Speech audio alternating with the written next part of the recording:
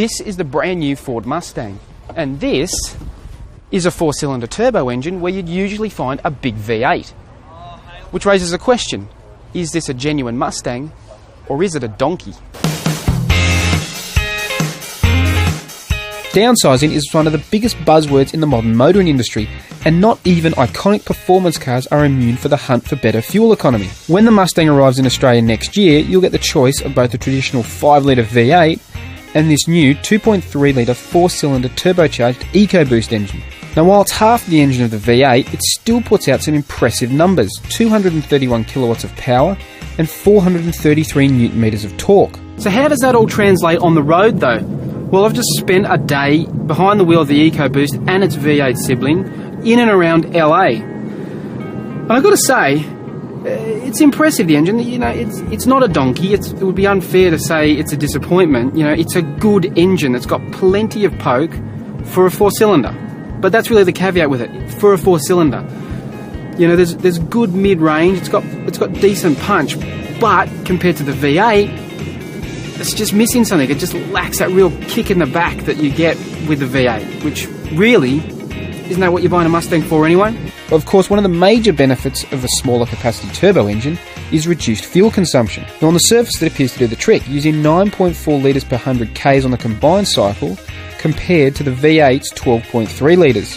Having said that though, there's a bit of an asterisk on that, because we've been driving in downtown LA, out in the canyon roads, having a bit of fun and, you know, using the performance of the engine, and we've actually used around 13 litres per 100k in the EcoBoost. Of course, we use a bit more in the V8, but if you want to get the performance that this engine offers, you know, you won't get the best out of its fuel figure. So there's a bit of a trade-off there. That's because the new engine is just part of the story with this 6th generation Mustang. The entire car has been overhauled and redesigned to ensure it's utterly contemporary and ready to fight the next generation Chevrolet Camaro. Under the skin, there's all new suspension front and rear, including, for the first time ever, a fully independent rear suspension setup for improved ride and handling. The Blue Oval also claims to have improved the weight distribution to 52-48 front to rear for the EcoBoost model for more balanced handling. The other big difference between the EcoBoost and the V8 is how they perform on the road.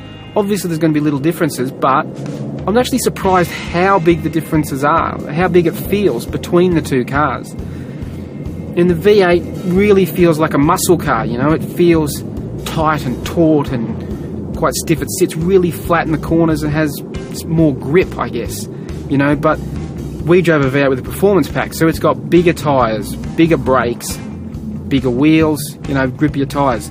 This thing, the EcoBoost, it's on smaller tyres, so it actually rides a bit better. It's a bit more comfortable around town, but it lacks the grip when you really get on edge on the open road. So again, there's a bit of a trade-off, but it gives these two cars, you know, very different personalities. So I guess it really comes down to what you're buying a Mustang for.